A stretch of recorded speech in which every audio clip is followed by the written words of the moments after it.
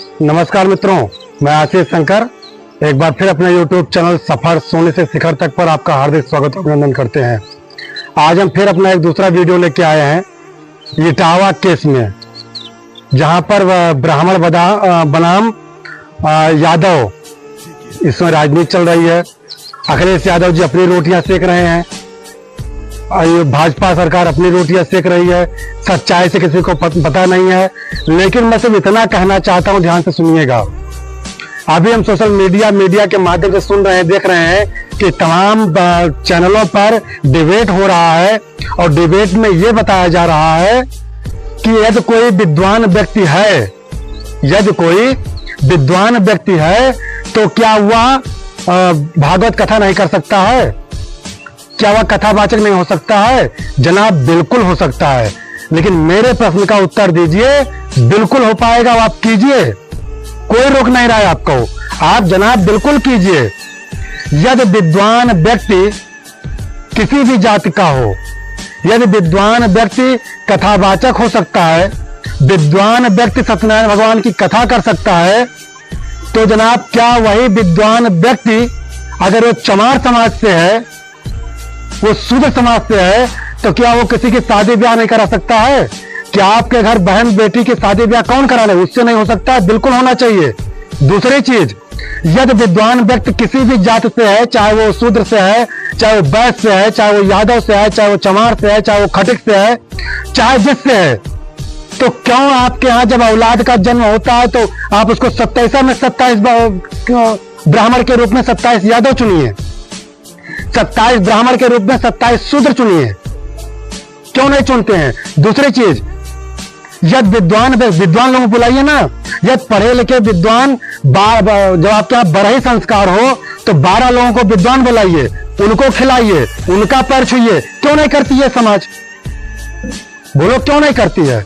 12 ब्राह्मण खिलाने के लिए तब बाभन बुला लीजिए, शादी ब्याह कराना हो तो ब्राह्मण बुला लीजिए, मुर्दा फुकाना हो तो ब्राह्मण बुला लीजिए, 27 मनाना हो तो ब्राह्मण बुला लीजिए, सत्यनारायण भगवान की कथा सुनना हो तो ब्राह्मण बुला लीजिए, गौदान कराना हो तो ब्राह्मण बुला लीजिए।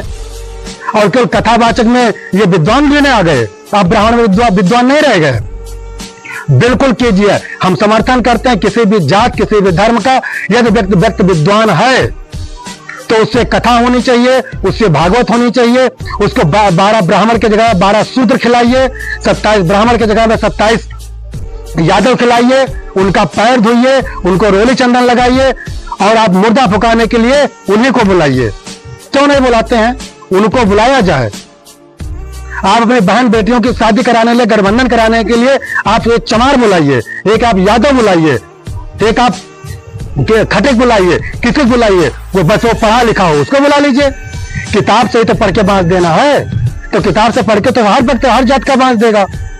अगर आप ये बात करना चाहते हैं कि केवल हमें इससे मतलब है पढ़ा लिखा विद्वान की आप कथावाचन है, बिल्कुल हो सकता है जनाब। तो पढ़ा लिखा विद्वान शादी विवाह भी कराएगा, पढ़ा लिखा विद्वान 12 ब्राह्मण भी खाएगा, चाहे जिस जाति का हो। आप कल से कीजिए, हम तैयार हैं। हम पूरे ब्राह्मण समाज के लोग, हमें कोई एतराज नहीं है। लेकिन कल से जब आपके यहाँ बहन बेटी की शादी होगी तब यादव समाज जाएगा, चमार समाज जाएगा, इनसे आप करवाइए। कल आपके यहाँ बरही संस्कार होगा, तब इन 12 गौतम को 12 यादव को बैठा करके इनको भी भोजन कराया जाए, ब्राह्मण को न बुलाया जाए। घंट फोड़ने के लिए भी इनको बुलाया जाए, ब्राह्मण को न बुलाया जाए। अगर ये सारे संस्कार आप सभी जातियों से कराते हैं तो ब्राह्मण को कोई एतराज नहीं है, हमें कोई एतराज नहीं है। लेकिन नाजायज किसी भी ब्राह्मण को परेशान किया जाएगा, जात देख के, धर्म देख के। जब आपको आवश्यकता पड़े तब धर्म की राजनीति कर लीजिए, जब आपको आवश्यकता पड़े तब ब्राह्मण जात की राजनीति कर लीजिए। जो जात हावी हो, जिसकी सत्ता हो, सरकार हो, वो जात ऊंची हो गई। जो जात ऊंची हो या नीची हो, उससे आपसे कोई मतलब नहीं है। ये गलत है, ये सरासर गलत है। हम इसका सपोर्ट कभी नहीं करते।